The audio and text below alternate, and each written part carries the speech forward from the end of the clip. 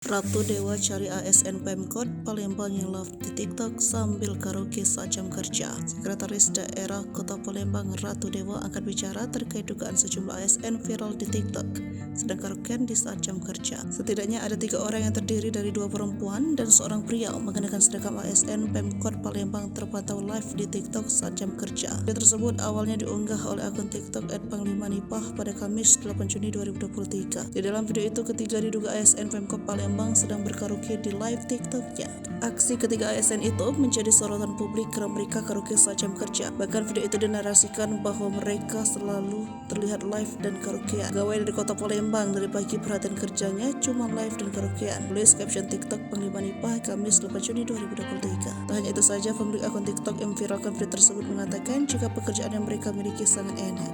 Hingga berita ini dirilis, belum ada klarifikasi dari pihak yang terlibat dalam video dan kebenarannya. Dati demikian, video ASN karaokean sambil live di TikTok itu kini menjadi viral dan dibanjiri oleh komentar dari warganet. Meski banyak dicibir, namun tak sedikit warganet yang justru membela dan mengatakan mungkin saja saat itu adalah jam istirahat. Sekda Palembang Ratu Dewa sudah menginstruksikan Inspektur dan BKP SDM untuk klarifikasi mengecek ASN bersangkutan. Jika ASN tersebut benar berasal dari Pemkot Palembang, maka pihaknya akan menanyakan ke bersangkutan live di TikTok sambil karaoke saat jam kerja.